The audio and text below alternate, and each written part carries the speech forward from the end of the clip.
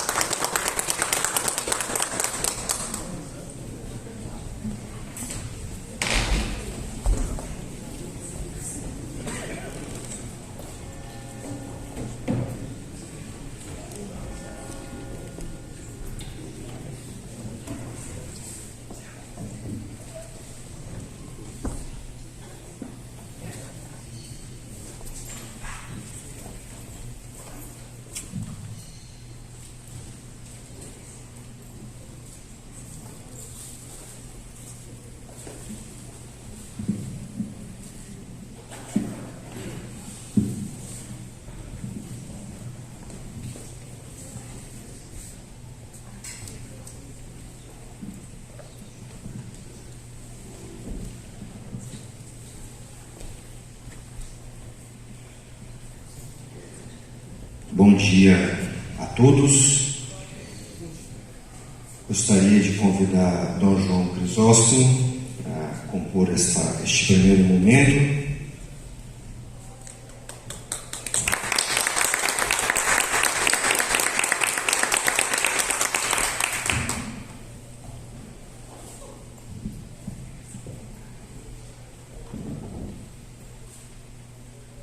Muito brevemente, primeiro, em nome da direção, na figura do Dom Camilo, que é o diretor-geral desta instituição, representando a comunidade monástica, representando também a mantenedora, que está junto, fundando esta faculdade de São Bento.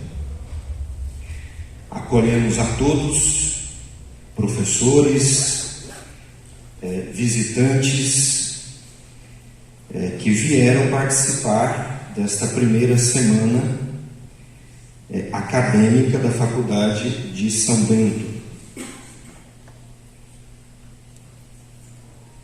Alguns agradecimentos aos nossos coordenadores, que juntos trabalharam para que esta semana ela ocorresse, fosse desenvolvida. Então, os nossos coordenadores de filosofia, professor Jonathan, professor Sérgio Ribaric, coordenador da teologia, professora Lúcia, coordenadora do núcleo de pesquisa e extensão, o professor Wilson, que coordena o núcleo de apoio ao discente, a Marisa, que está aqui. Nós temos uma equipe, que ela não está visível aqui, mas que trabalha sempre para que este ambiente fique organizado, limpo, desde as pessoas que nos recebem. Em geral, os professores que irão palestrar aqui, os professores mediadores, os nossos alunos que estão trabalhando nesta semana. Temos a comissão organizadora dos docentes e também discentes.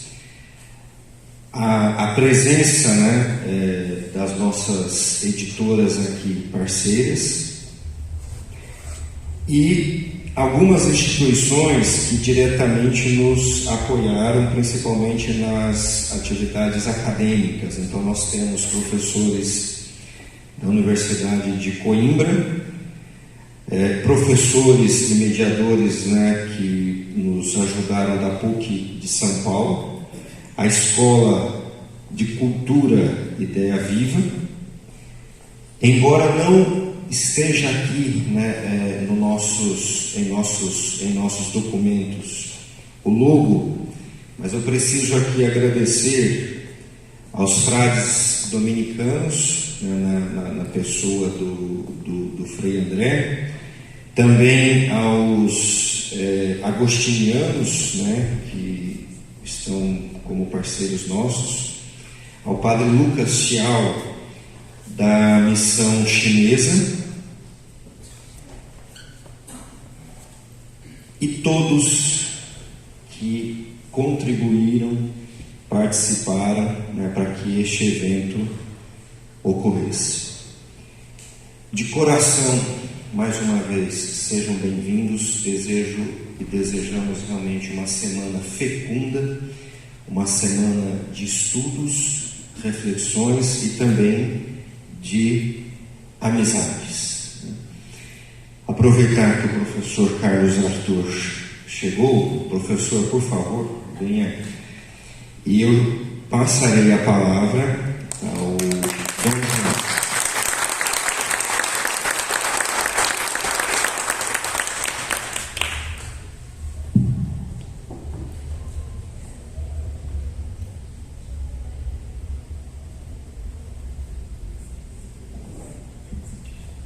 Bom dia a todos. Caríssimo Dom Camilo, diretor-geral de nossa faculdade, caro professor Claudemir, demais professores e alunos da Faculdade de São Bento, visitantes, caríssimo professor Carlos Arthur, tomo a liberdade de falar sobre um Dom Estevão que conheci há pouco mais de 3 semanas. Não, eu não vejo gente morta, mas, sob certo aspecto, Dom Estevão ainda vive.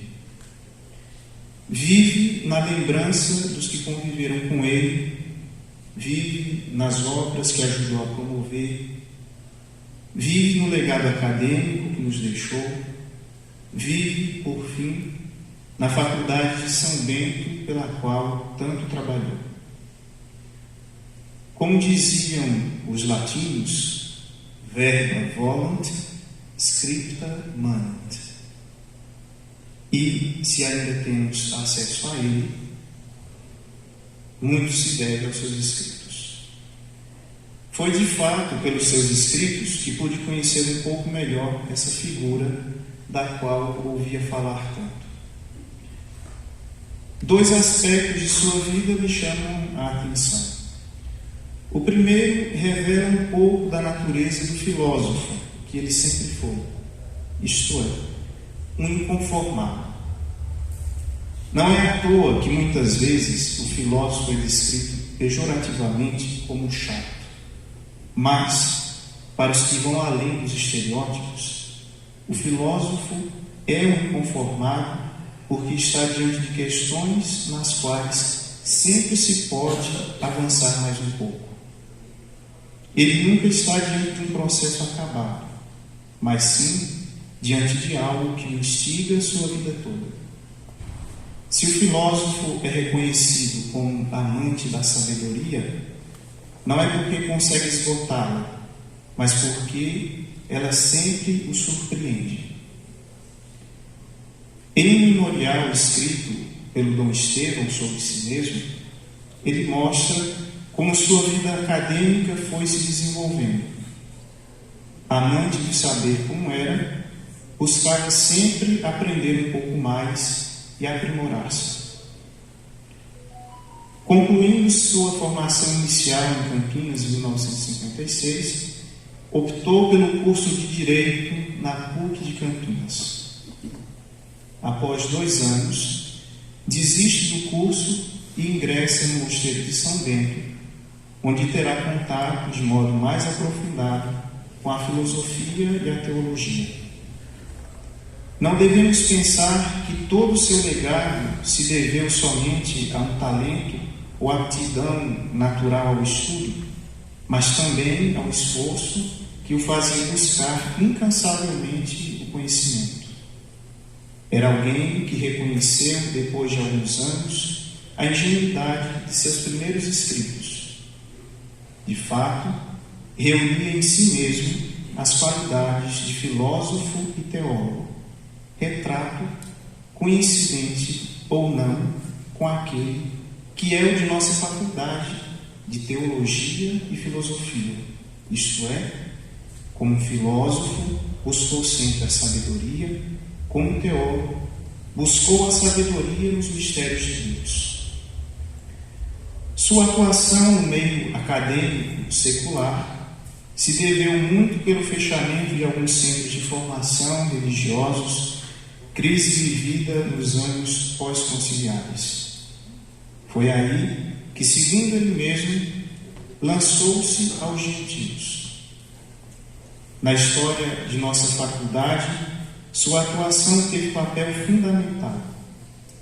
Nos anos 70, a pedido do cardeal Arnes, ele retomou as atividades do Instituto de Filosofia de São Bento, elaborando um curso especial para os seminaristas da Arquidiocese de São Paulo, que trabalhavam de dia e estudavam à noite. Ele seguiu na direção deste instituto até o seu reconhecimento como Faculdade de São Bento e teve como sucessor, nesse cargo, Dom Eduardo Show.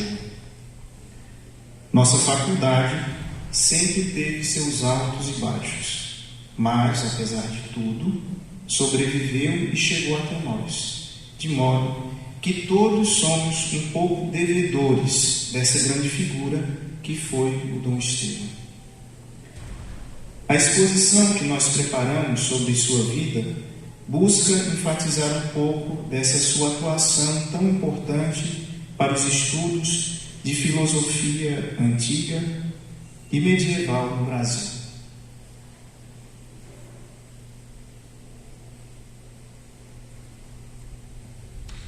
Inúmeros são os artigos e traduções feitos por ele, sozinho ou em parceria com alguns colegas do meio acadêmico.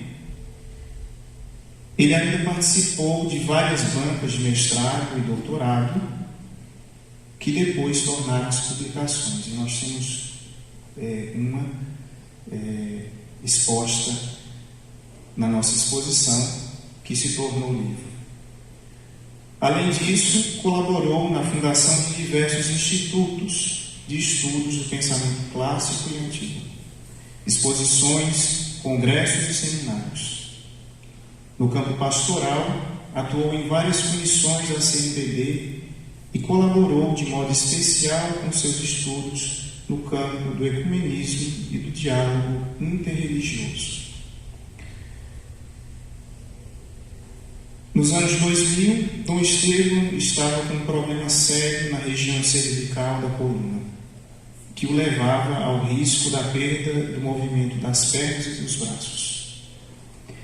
Depois de diagnósticos desanimadores, ele finalmente conseguiu a indicação de um excelente médico para fazer uma cirurgia muito delicada, que exigiu um longo período de convalescença, mas foi um sucesso e ele recobrou os movimentos. Continuou depois dando aulas na Unicamp e em nossa faculdade. Com o tempo, ele começou a dar aulas no mestrado da São Bento. Ele era muito solicitado para conferências e bancas em várias instituições. Por fim, ele pediu aposentadoria na Unicamp. A saúde já estava muito pior e o problema da coluna foi novamente se agravando. Ele foi perdendo as forças das pernas e dos braços até que não pôde mais andar e tinha limitado os seus movimentos. Mas a cabeça continuava brilhante e afiada, como sempre.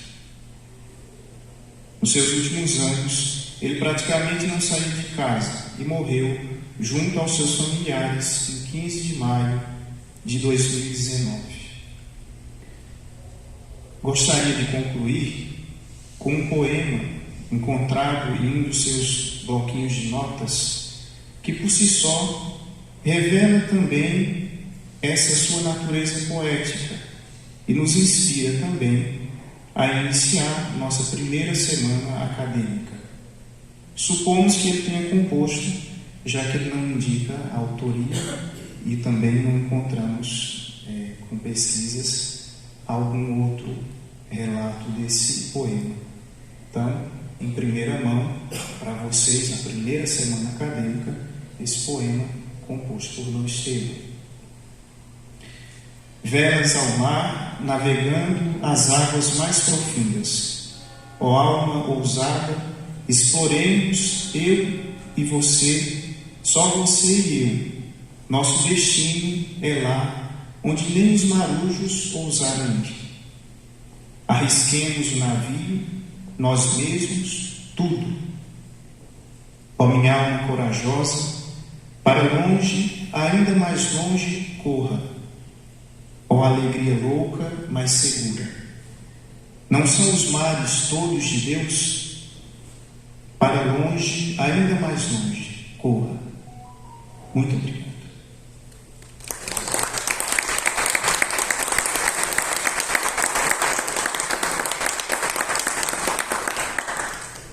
Obrigado.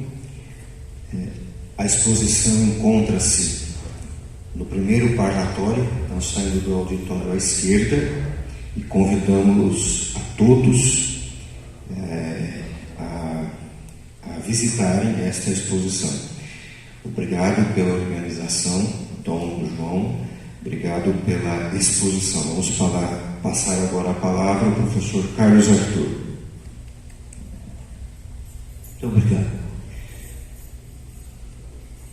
Bom dia a todos.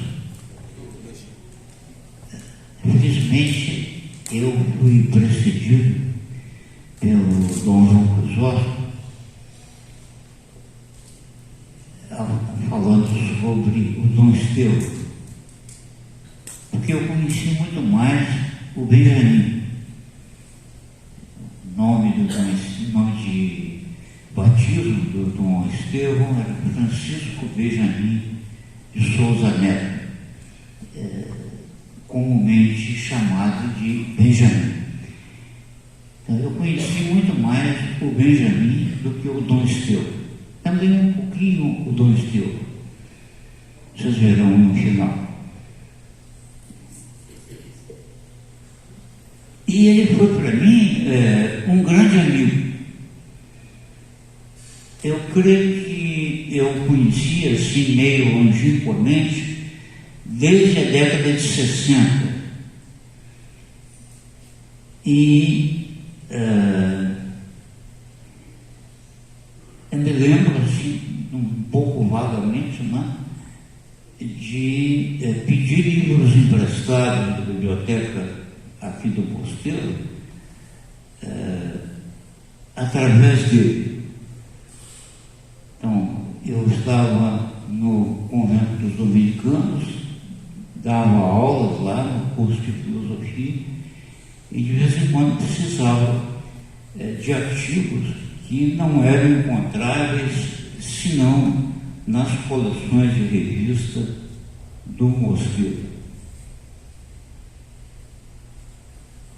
De uma maneira mais próxima, nós partilhamos cursos, seja na PUC, no final da década de 60, seja posteriormente na Unicamp. Eu creio que na década de 70 nós nos afastamos um pouco, né? Porque, se não me engano, o Benjamin estava dando aulas em Rio Claro e eu em Assis. Mas a gente voltou a se encontrar na Unicamp, aí já na década de 90, se a memória não me falha. Eu não sou muito bom para tempo, o tempo não passa por mim. Coisas que aconteceram há 10 ou 20 anos atrás, eu acho que foi no ano passado. Eu não sei se isso é um defeito ou uma qualidade. Qualifique como quiser. Eu sou bom com espaço. Quando eu estava fazendo curso secundário, eu era muito bom em geometria. Em álgebra, uma nulidade. Isso está certamente ligado a uma melhor percepção do espaço e a uma percepção defeituosa do tempo, né? Então, voltando ao professor Benjamin, na década de 90 nós nos encontramos novamente na Unicamp e eu fui para a Unicamp em boa parte por esforços do Dom Estevão. Nesse momento ele era chefe do departamento de filosofia lá na Unicamp e se interessou pela minha contratação pelo departamento e inclusive eu fui contratado lá diretamente como em tempo integral, professor em tempo integral, o titular. Não, quase titular. Não, como titular, embora não tivesse ainda feito o concurso, só vinha fazer o concurso mais tarde, né? Quer dizer, do ponto de vista contratual, era contrato de titular. E isso por esforço e insistência do próprio Estevão. Ele me falou disso uma certa vez, né? E nós partilhamos também curso, como eu já disse antes, na PUC, né? E quando eu estava no Unicamp, frequentemente eu voltava com o do Estevão, porque ele me dava carona no seu carro, né?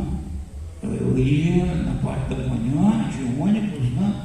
E voltava com ele de carro no final da tarde. O Dom João já falou de diversas atividades do Benjamin, do Estevão, e muitas dessas atividades eu não sou capaz de mencionar, porque eu só fiquei sabendo indiretamente delas, né? Por exemplo, a participação do Benjamin no ISER, que era um instituto, a sigla quer dizer Instituto Superior de Estudos Religiosos, era uma instituição que havia no Rio de Janeiro, de caráter ecumênico, e que produzia estudos, né, sobre o catolicismo, o cristianismo no Brasil, as relações com as instituições políticas. Parece que o Benjamin teve uma participação significativa nesse instituto, mas é tudo que eu sei. Deve ter contribuído, por exemplo, com estudos que foram publicados certamente no boletim do ISER, né? Um aspecto que eu posso acentuar, que o Dom João já disse, né, foi a participação do professor Benjamin nessa espécie de renascimento dos estudos de filosofia medieval aqui no Brasil, sobretudo a partir do final da década de 80, começo da década de 90. Não é que a filosofia medieval estivesse ausente do estudo e do ensino de filosofia no Brasil. Já estava há muito tempo. Desde 1908, havia aqui a Faculdade Livre de Filosofia, criada pelo abade da época, Dom Cruz. Esqueci o primeiro nome dele. Dom Miguel Cruz. E essa faculdade antecedeu, inclusive, do ponto de vista cronológico, a criação da Universidade de São Paulo e da Faculdade de Filosofia, Ciências e Letras, que era a faculdade que, na época, reunia a filosofia e as ciências humanas. Mas essa presença da filosofia medieval, em tempos mais remotos, era muito marcada pelo neotomismo, e até mesmo, além do neotomismo, a neoescolástica, quer dizer, seguindo as orientações do Papa Leão XIII, né, que tinha recomendado, na sua encíclica Aeternam Patris, né, o estudo dos mestres cristãos, da tradição intelectual cristã e, sobretudo, de Tomás de Aquino. Mas Leão XIII não tinha um interesse meramente histórico, Leão XIII tinha um interesse pastoral, digamos assim. Ele queria, de novo, dar credibilidade intelectual à Igreja Católica. O pontificado anterior a Leão XIII, de Pio IX, tinha sido extremamente conservador. Dizem as más línguas que Pio IX não quis instalar eletricidade no Vaticano, porque era uma invenção do diabo. Isso é uma anedota, talvez até de mau gosto, né? De todo modo, Leão XIII quis, na época, de novo, mostrar que havia uma tradição intelectual da Igreja Católica e que essa tradição tinha ainda alguma coisa a dizer. Então, daí que todo o esforço de Leão XIII, recomendando o estudo dos mestres da patrística e da escolástica, criando a edição leonina para publicar as obras de Tomás de Aquino, todo esse esforço estava dirigido nessa direção e não propriamente, talvez, só secundariamente, com uma intenção histórica. Então, realmente, bem mais tarde, já no começo do século XX, que se começa a estudar tanto a filosofia medieval, como particularmente Tomás de Aquino, de um ponto de vista mais histórico. E isso não quer dizer que haja uma relativização do pensamento medieval de Tomás de Aquino. Parece que o professor histórico que teria dito em uma certa ocasião: você quer falar do homem? Fale do camponês da sua aldeia. Quer dizer, falando de Tomás de Aquino, particularmente o seu pensamento, daquilo que ele disse ou não disse, é que você está entrando em contato com a força do pensamento e também com seus limites. Né? E é desse ponto de vista que ele pode continuar, para todos nós, até agora, uma inspiração. E, voltando ao professor Benjamin, eu creio que ele participou intensamente nessa retomada dos estudos medievais aqui no Brasil, inclusive na criação de grupos de estudo, como o CEPAM, que atualmente é um grupo de estudos interno da USP, e que começou como um grupo interfaculdades. Né? Na primeira reunião de fundação, em que estavam presentes o professor Benjamin, eu e outros professores, havia 12 pessoas. Talvez seja um número simbólico. Então, o Benjamin participou não só na criação do CEPOI, mas na criação também da Comissão de Filosofia Medieval, que deu origem à primeira sociedade de filosofia medieval aqui no Brasil, que se manteve, sobretudo, pelos esforços do professor José Antônio, que lecionava em Goiânia, e do professor Debonha, de Porto Alegre, na época. Essa atuação do Benjamin, tanto na criação do CEPOI, como depois da Comissão de Filosofia Medieval, me parece da maior importância. Hoje, se não todas, a maioria das universidades do Brasil, no seu curso de filosofia, tem a disciplina Filosofia Medieval. O curso de filosofia da USP só veio a ter filosofia medieval quando o professor Benjamin foi contratado como professor de filosofia, de história da filosofia medieval. Então, eu acho que, em grande parte, né, é isso que eu queria dizer sobre o professor Benjamin, e eu gostaria de terminar dizendo que o Benjamin e o Estevão tiveram muitas paixões. Uma delas é o canto gregoriano. E num certo momento eu participava da missa aqui no mosteiro e o Dom Estevão me presenteou com um exemplar do gradual para que eu pudesse acompanhar os cantos em gregoriano da missa. Eu não podia cantar, porque eu sou péssimo canto, mas pelo menos acompanhar os cantos eu conseguia. E isso graças ao Dom Estevão. Muito obrigado.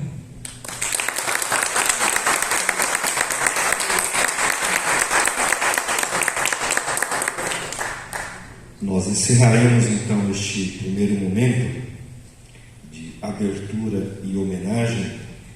Então, mais uma vez, obrigado, professor Carlos Arthur, por sua generosidade de estar aqui. Jorge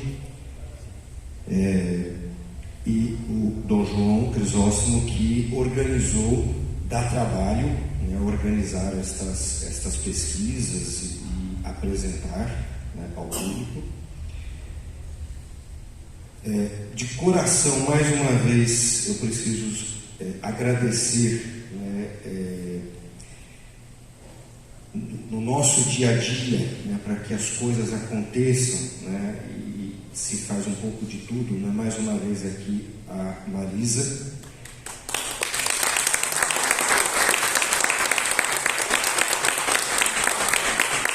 Ao Dom Camilo, né, que se desdobra a fazer muitas coisas aqui. Professora Lúcia, muito obrigado, né, por todo esse trabalho,